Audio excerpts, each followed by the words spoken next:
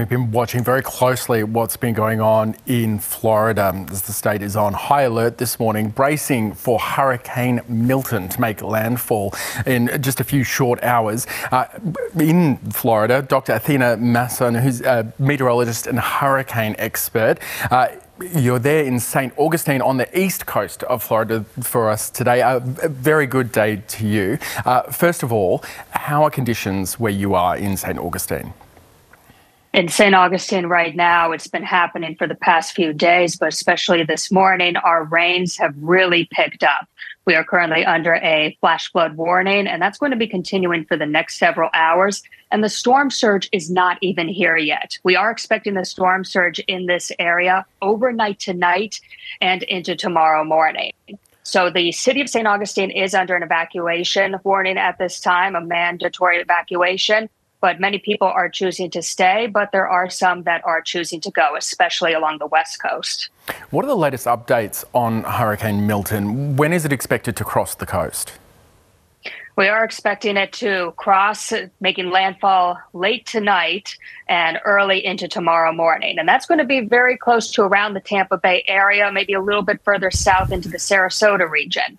But in this area was where we're going to be expecting the highest category, so the highest wind speeds. So it's at a category 4 right now. We're looking at wind speeds of 200 kilometers per hour about. It's expected to come down a little bit, possibly a category 3, but there's very little difference when it comes to category 3, category 4. That is only taking into consideration the winds. We're expecting this to be a storm surge. We will remember it for the storm surge, especially along the west coast.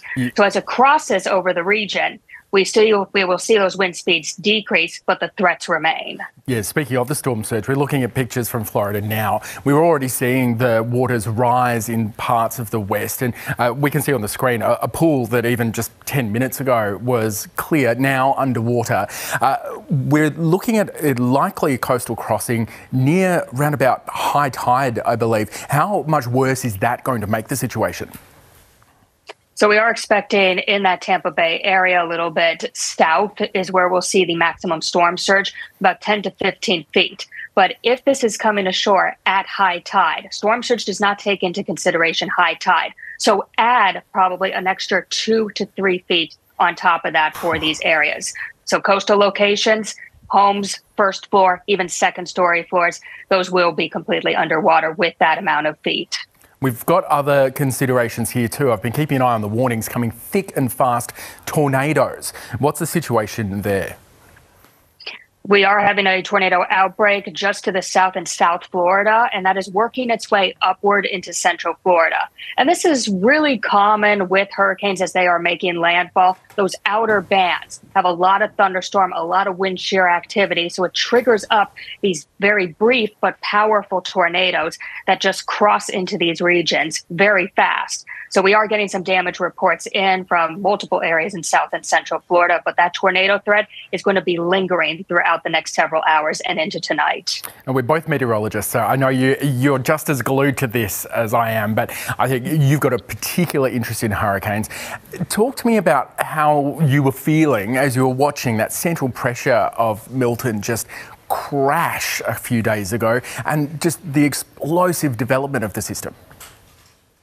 It's very rare to see a hurricane reach down to the 800 millibar area. It got down to about 897 millibars. That's a really intense and powerful hurricane. So the lower barometric pressure drops within a hurricane, the stronger the system. And this was when it was reaching category 5 intensity.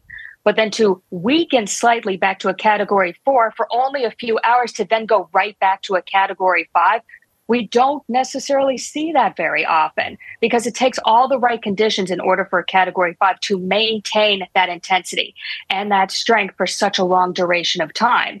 It's sickening as a meteorologist, as a hurricane specialist, to be looking at history in the making, just at the storm itself. It doesn't have to impact any area. To see that it gets so strong with its barometric pressure as well as its wind field, but to also see it approaching Florida. We've been seeing so many hurricanes the past few years here. It's just very disheartening to see that we have to go through another event like this again and such a powerful storm.